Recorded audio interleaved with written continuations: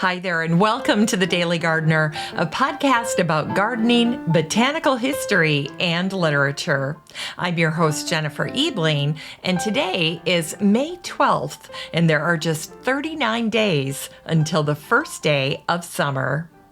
Today we celebrate a woman named after Florence, Italy, and who loved flowers her entire life. We'll learn about the floral emblem of Manitoba, and we'll hear an excerpt about spring at Green Gables. We grow that garden library today with a book about the relationship between people and plants. And then we'll wrap things up with some garden limericks in honor of National Limerick Day. There once was a podcast about the garden. Just kidding. It's time for today's curated news.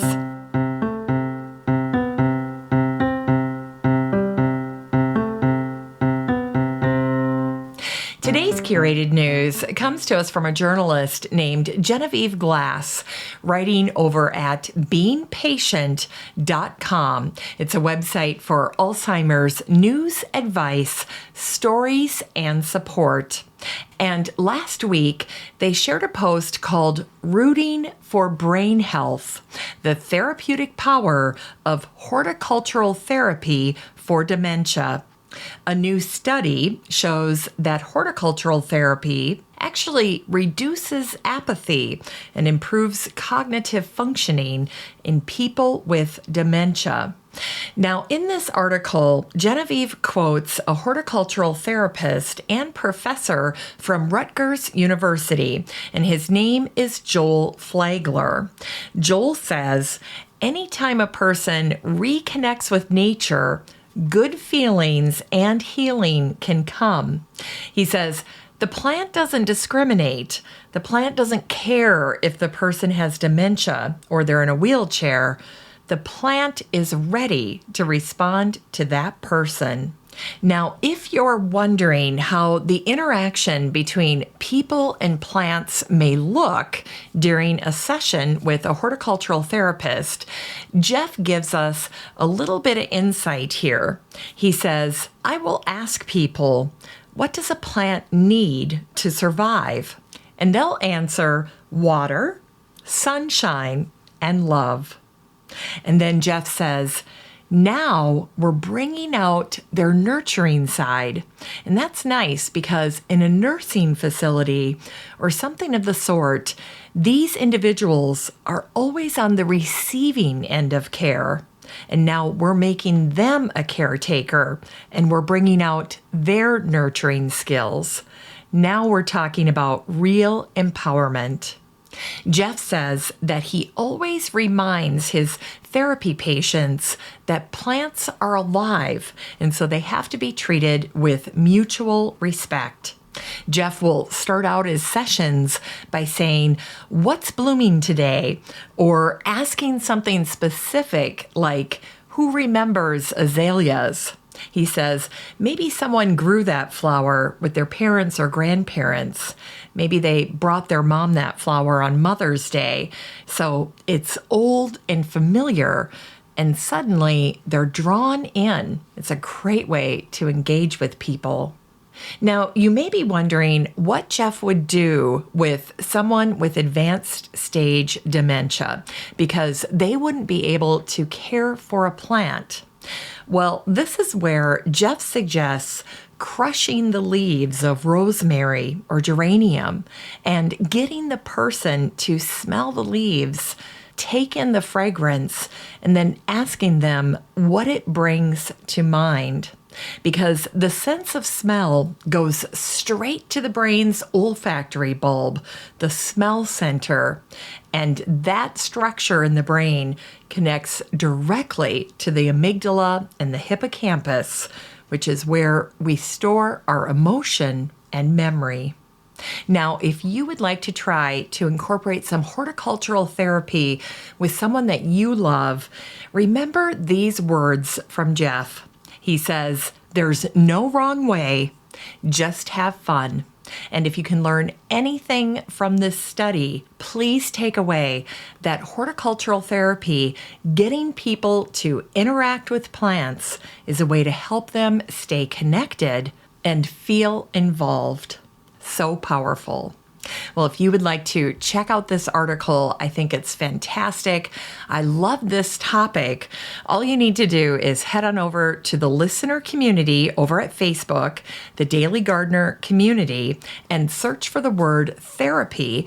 And this post will pop right up, and you can take in some more about how Jeff uses horticultural therapy to make a difference with his patients. Now, if you're not in the Facebook group for the show, please know that you are always welcome to join the group.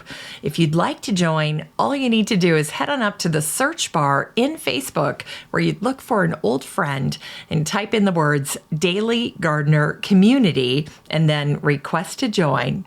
I'd love to meet you in the group. It's time for today's Botanical History.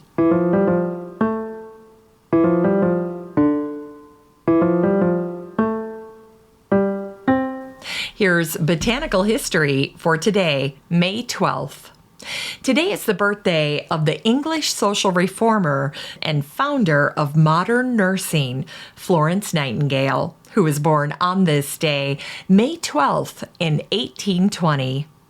Florence earned the moniker the Lady with the Lamp during the Crimean War because she would make her rounds to visit wounded soldiers with a lamp during the night.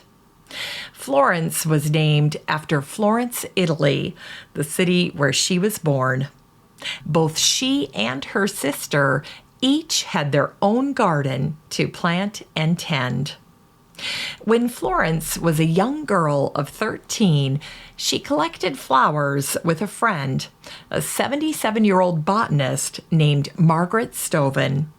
Together, they gathered and pressed over 100 different species of plants. This charming story, complete with images of their herbarium, was featured in a 2008 book by Richard Mendelsohn. Today, the flowers that Florence and Margaret collected are housed at the Natural History Museum in London. As an adult, Florence wrote, "Poetry and imagination begin life. A child will fall on its knees on the gravel walk at the sight of a pink hawthorn in full flower to praise God for it." As a nurse, Florence believed flowers helped with the morale and the recovery of her patients. And personally, Florence's favorite flower was the foxglove. And Florence herself received a lovely bouquet every week from William Rathbone, the man who founded the Queen Victoria Jubilee Institute for Nurses. In 2020, during the pandemic, one of the most anticipated gardens for the Chelsea Flower Show was dedicated to Florence Nightingale. The year 2020 marked the 200th anniversary of her birth, and the garden was to be called the Florence Nightingale Garden, a celebration of modern nursing. Instead, the garden will make its debut during the 2021 Chelsea Flower Show. The garden will feature, quote, images from Florence Nightingale's pressed flower collection and echoes of her handwriting on timber walls. Today, Florence is remembered in the Florence Nightingale Museum in London, which celebrates the life and work of this incredible figure in nursing history. She's also honored with the Florence Nightingale Rose, a pretty pale pink, fragrant rose. And it was on this day, May 12th, in 1870, that Manitoba became a province of Canada. In 1906, the anemone patens, commonly known as the Prairie Crocus, was officially adopted as the floral emblem of Manitoba. The first prairie plant to bloom in the spring, the prairie crocus left an impression with early pioneers, and they called it a crocus because it reminded them of the early blooming crocus in Europe. However, the prairie crocus is not a crocus. It's an anemone, and as such, it's part of the buttercup family. In 1841, Nathaniel Hawthorne wrote to his future wife, saying, "There has been but one flower found in this vicinity, and that was an anemone, a poor, able, shivering little flower that had crept under a stone wall for shelter." In floriography, or the language of flowers, the prairie crocus is a symbol of liberty and freedom. It's time for today's Unearthed Words.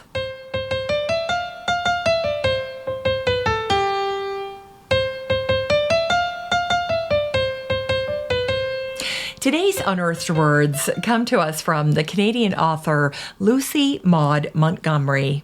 This is an excerpt from her book, Anne of Green Gables. Spring had come once more to Green Gables, the beautiful, capricious Canadian spring, lingering along through April and May in a succession of sweet, fresh, chilly days with pink sunsets and miracles of resurrection and growth. The maples in Lover's Lane were red-budded, and little curly ferns pushed up around the dryad's bubble.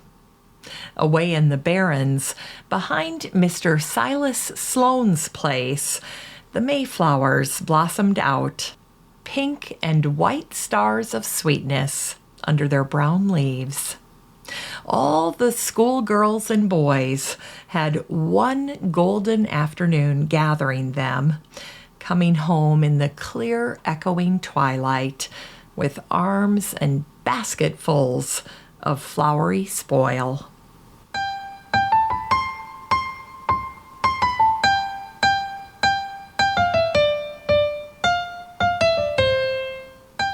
It's time to grow that garden library with today's book, Natural Affairs by Peter Bernhardt.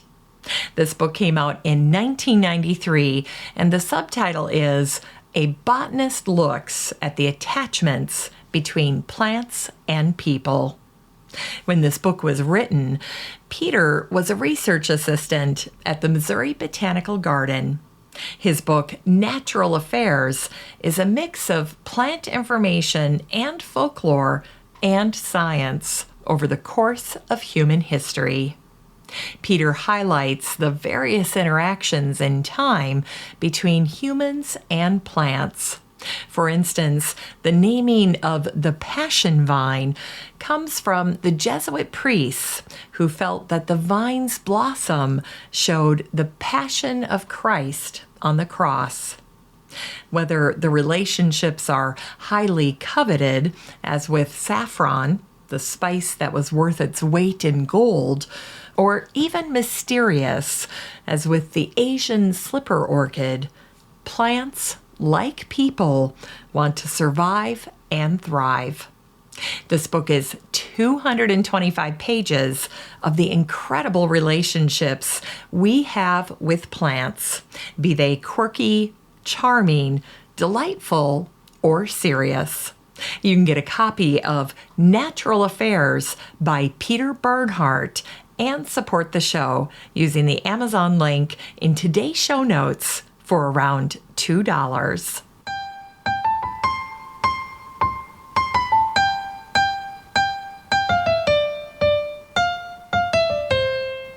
Finally, here's something sweet to revive the little botanic spark in your heart. Today is National Limerick Day. Here's a garden limerick that was featured in the Central New Jersey Home News on May 19th in 1918.